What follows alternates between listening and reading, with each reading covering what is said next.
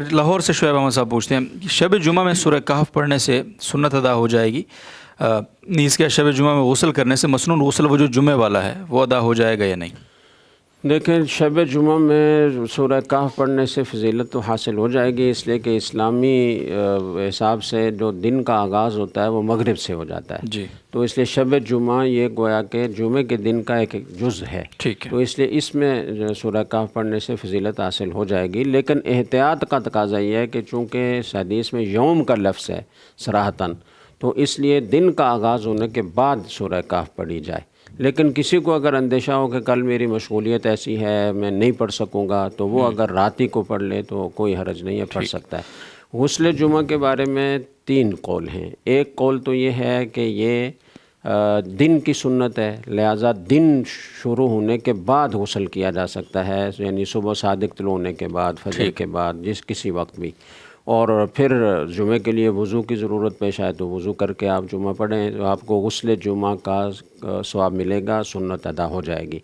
دوسرا قول جو امام ابو یوسف رحمۃ اللہ علیہ کا ہے وہ یہ فرماتے ہیں کہ یہ جو سنت ہے یہ نماز جمعہ کے لیے سنت ہے،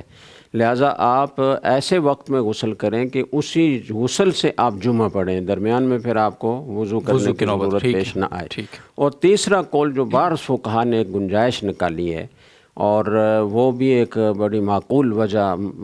سے انہوں نے گنجائش نکالی ہے، اور اسی کی طرف رجحان ہمارے حضرت والا حضرت مفتی رشید احمد صاحب رحمۃ اللہ علیہ کا تھا، وہ یہ کہ غسل جمعہ سے اصل مقصود کیا ہے؟ اصل مقصود ہے صفائی، نظافت۔ آپ نے جب غسل جمعہ کی تاکید کی تھی اور اسے واجب قرار دیا تھا وہ اسی بنا پر دیا تھا کہ وہ گرمی، شدید گرمی کے زمانے تھے، اور عرب کی گرمی ظاہر ہے کہ معلوم ہے، اور اس وقت اس طرح کے کوئی ذرائع بھی نہیں تھے کہ پنکھے چل رہے ہوں، اے سی چل رہا ہو۔ اب تو اے سی کے بغیر وہاں کوئی کسی جگہ کا تصور ہی نہیں ہے، لیکن اس وقت ظاہر ہے کہ یہ چیزیں نہیں تھیں تو بہت زیادہ پسینے آتے تھے، کپڑے اور لباس بھی موٹے موٹے ہوتے تھے، ان میں پسینہ جمع ہو کر تو جب سارے لوگ مسجد میں جمع ہوتے تھے تو اس پسینے کی بدبو اٹھتی تھی اور اس کی وجہ سے سب تکلیف میں مبتلا ہوتے تھے، تو آپ نے یہ حکم دیا کہ غسل کیا کرو جمعے کے دن، تو وہ اصل مقصود تھا نظافت۔ تو اگر کوئی شب جمعہ کو غسل کر لے تو نظافت کا مقصد حاصل ہو جاتا ہے۔ اگر وہ جمعے کے دن صبح سے جمعے تک کسی شدید گرم